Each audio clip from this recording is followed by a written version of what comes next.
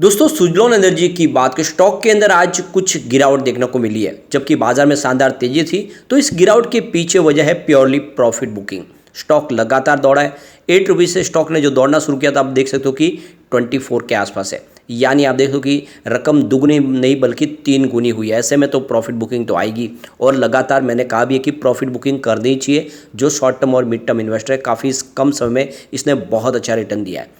यहाँ पे दो बड़ी गुड न्यूज़ निकल के आ रही है जिनको एक एक करके डिस्कस करेंगे। आने वाले समय में विंड एनर्जी सेक्टर में एक बड़ा रिवॉल्यूशन आने वाला है और इसके पीछे जो वजह है उसको समझेंगे। अब आने वाले समय में यहाँ पे कुछ बड़े फैसले लिए जा रहे सरकार की तरफ से, वो बहुत ज़्यादा फायदेमंद होने वाले सुजलॉन के लिए, क्योंकि Suzlon energy wind energy sector की इंडिया की लीडर कंपनी है, नंबर 1 कंपनी है। इनका मार्केट शेयर 33% है। इसके अलावा कंपनी ने अब 2016 के बाद सोलर प्रोजेक्ट भी करने शुरू कर दिए। तो आप समझ सकते हो कि जो आने वाले समय जो देश का फ्यूचर है उसमें एक बड़ा रोल जो है वो सुजलॉन का होगा। ऐसे में सुजलॉन के शेयर में डेफिनेटली तेज़ी आ ही सकती है और जो स्टॉक 2008 में अगर 400 के ऊपर था तो इस समय क्यों ना बढ़ेगा। तो बिल्कुल ये संभावना है। तो क्या ये लॉन्ग टर्म का नजरिया लेके निवेश के लिए सही मौका है या फिर इस समय प्रॉफिट बुक करके निकलना चाहिए। लेकिन फ्रेंड उससे पहले अगर आप पहली बार हमारे चैनल पे आए तो चैनल को सब्सक्राइब कर दीजिए, एक बेल आइकॉन दबा दीजिए ताकि जब भी नया वीडियो बने पहला नोटिफिकेशन आपको मिले। वीडियो पसंद आए तो लाइक शेयर जरूर कीजिए। चलो फ्रेंड्स वीडियो स्टार्ट करते हैं। मैं हूँ आपका दोस्त SB दवे और हमारे अपने चैनल ऑनलाइन कमाई में आपका बहुत बहुत स्वागत है। तो सबसे पहले अगर हम बाज़ार की बात करें तो आज BSE सेंसेक्स 66,598 के स्तर पे क्लोजिंग दी है, जहाँ पे 333 पॉइंट की शानदार तेजी थी, यानी 0.50% अपर क्लोजिंग दिया बाजार ने। तो सुबह देख सकते हो कि शुरुआत तो पॉजिटिव हुई थी लेकिन उसके बाद में क्लोजिंग काफ़ी शानदार रही है। कल भी हमने पॉजिटिव क्लोजिंग देखी थी, आज भी तेज़ी अच्छी है। अब यहाँ पे निफ्टी एनर्जी की बात करें तो यहाँ पे तेज़ी और ज़बरदस्त थी। 27,438 के स्तर पे 375 पॉइंट की बम्पर तेजी थी, यानी 1.39% अपर क्लोजिंग दी है निफ्टी एनर्जी ने। तो इसका असर यहाँ पे सुजलॉन में देखने को नहीं मिला। इसके पीछे वजह रही प्रॉफिट बुकिंग हावी होना। स्टॉक की शुरुआत तो पॉजिटिव हुई 24.20 पर, क्योंकि क्लोजिंग कल की 24.10 के आसपास थी। इंट्राडे में 24.30 का हाई भी बना, यानी सुबह सुबह आप देखें तो स्टॉक ने दौड़ने की कोशिश की लेकिन उसके बाद जैसे ही प्रॉफिट बुकिंग शुरू हुई स्टॉक नीचे आए। 23.65 का इंटरडे में लो बना। अंत में क्लोजिंग फिर से 24 के आसपास रही, जो काफ़ी राहत भरी खबर है क्योंकि इसने 24 के स्तर को फिर से छुआ और 0.41% की गिरावट के साथ में इसने क्लोजिंग दी है। अब आपको ये पता ही होगा स्टॉक 8 रुपीज़ के आसपास तो बहुत समय तक रहा। यहाँ पे आप देख ही सकते हो 16 सितंबर 2022 को इसकी प्राइस 8.31 के आसपास थी और ये 8 रुपीज़ की जो प्राइस थी ये बहुत समय तक रही। यहाँ पे ये देख ही सकते हो कि 15 मई 2023 तक भी 8.25 के आसपास स्टॉक था, यानी ये स्टॉक कम से कम 9 महीने तक आपको 8 रुपीज़ के आसपास दिखाई देगा। और उस समय मैंने लगातार कहा था कि ये स्टॉक दौड़ेगा जरूर। आप ये समझ ही सकते हो बहुत बड़ा पीरियड था, लंबा पीरियड था। कंसोलिडेशन का जो इसका पीरियड था वो काफ़ी लंबा निकला। बीच बीच में जरूर इसमें थोड़ी तेज़ी बनती थी, थोड़ा दबाव भी आ रहा था, लेकिन 8 का इसने मैंने कहा था कि ये सपोर्ट नहीं टूट रहा है और यहाँ से स्टॉक दौड़ेगा जरूर और बिल्कुल वैसा ही हुआ। 8 से जो दौड़ा तो अब आप देख सकते हो कि इसने 27 का ही बनाया और इस समय 24 के आसपास है।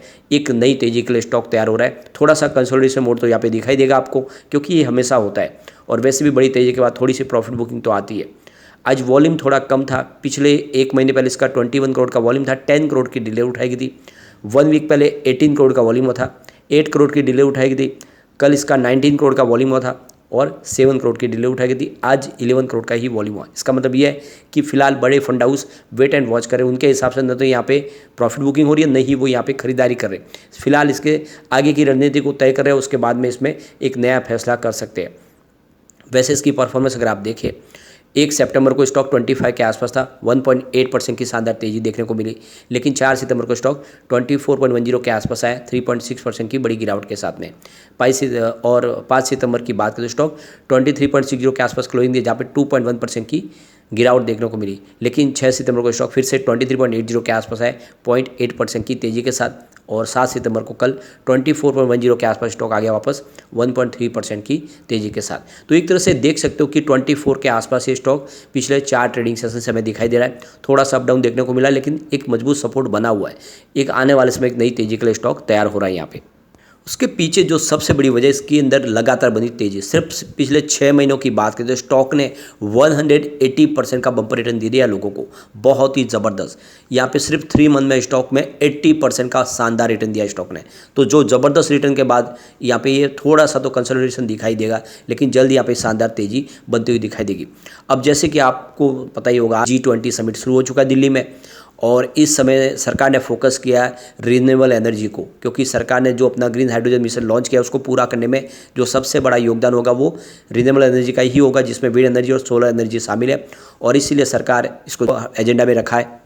तो इस G20 समिट के दौरान इंडिया ग्लोबल कॉर्पोरेशन की कोशिश कर रहे हैं, बहुत सारी कंट्रीज़ के साथ में बिजनेस टाइप किए जा सकते हैं, इस टेक्नोलॉजी में इन्वेस्टमेंट भी लाना है। इसके अलावा नई टेक्नोलॉजी के माध्यम से ज़्यादा किस तरह से रिन्यूएबल एनर्जी के सोर्सेज को बढ़ाया जाए, क्योंकि सरकार ने जो अपना मिशन सेट किया है उसको पूरा करने के लिए ज़्यादा से ज़्यादा इन्वेस्टमेंट की भी ज़रूरत पड़ेगी और नई टेक्नोलॉजी की ज़रूरत पड़ेगी, जो विश्व के काफ़ी बड़े देशों से मिल सकती है।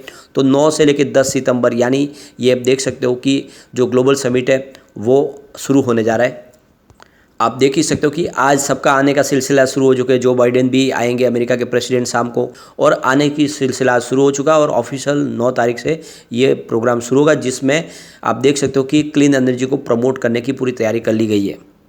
तो कुल मिला के बहुत बड़ा गोल्डन पीरियड आने वाला है इस सेक्टर के लिए, क्योंकि G20 इस बार इंडिया में हो रहा है और इंडिया ने अपना एजेंडा सेट कर लिया है।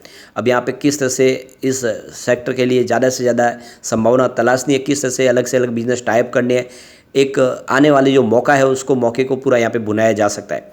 अब यहाँ पे जो बड़ी अपडेट एक और निकल के आ रही है, क्या इंडिया के अंदर वो पोटेंशियल है कि ये ग्लोबल विंड एनर्जी का एक सप्लाई चेन बने, इसमें आप देखें तो ग्लोबल हब बन सकता है क्या विंड एनर्जी का।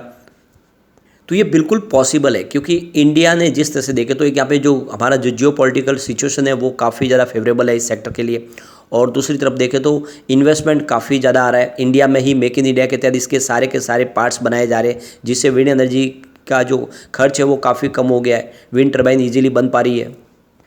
सबसे बड़ी बात है कि इंडिया की गवर्नमेंट ने अपना गोल सेट किया कि 140 गीगावाट की कैपेसिटी को पाना है 2030 तक विंड एनर्जी के माध्यम से। सरकार इसके लिए पॉलिसी में लगातार बदलाव भी करे, और इसके अलावा सरकार PLI स्कीम भी और ला सकती है, उसको एक्सपांड भी कर सकती है। तो ऐसे बहुत सारे फैसले जो एक ग्लोबल लीडर बना सकते हैं विंड एनर्जी के सेक्टर में इंडिया को।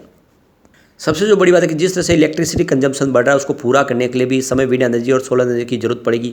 तो ऐसे में जितनी ऊर्जा का निर्माण होगा उसमें खपत पूरी इंडिया में है, मार्केट काफ़ी बड़ा, इंडिया का डोमेस्टिक मार्केट में ही डिमांड बढ़ रही है, और इस वजह से आने वाले समय इस सेक्टर में जो भी नए इन्वेस्टर आएंगे वो भी निवेश करेंगे और उनको काफ़ी अच्छा बेनिफिट भी मिलेगा।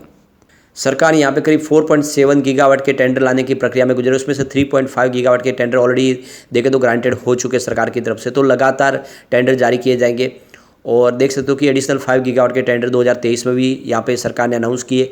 तो लगातार सरकार की तरफ से भी बहुत सारे टेंडर लाए जा रहे हैं, जिससे आने वाले समय में इस सेक्टर में एक प्रचुर संभावना बन रही है। अब विंड एनर्जी सेक्टर के लिए जो सबसे बड़ी गुड न्यूज है कि विंड एनर्जी इंडिया 2023 ये फेयर होने जा रहा है अक्टूबर 4 से लेकर 6 के बीच में चेन्नई में होगा ये। तो आप देख सकते हो कि ये काफ़ी बड़ा एक फैसला किया गया है।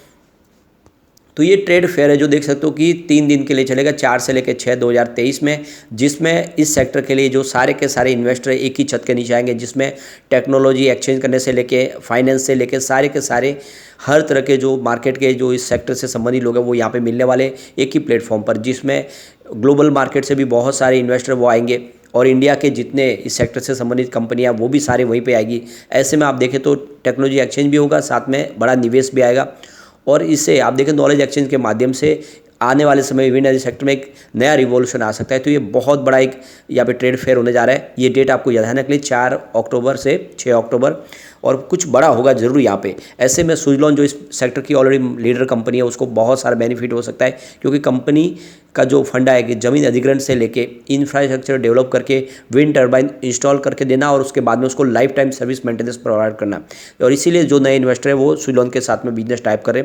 ऐसे में यह लॉन्ग टर्म के लिए एक बड़ा मौका है, इसमें खरीदारी का ये आने वाले समय आपको मालामाल कर देगा। लेकिन फ्रेंड, कोई भी इन्वेस्टमेंट करने से पहले अपने फाइनेंशियल एडवाइजर से बड़े ले ले या अपना खुद का रिसर्च करें, क्योंकि मैंने वीडियो आपके एजुकेशनल पर्पज़ के लिए ही बनाया। वीडियो पसंद आए तो लाइक से जो कीजिए और चैनल को सब्सक्राइब कर दीजिए। Thank you friend.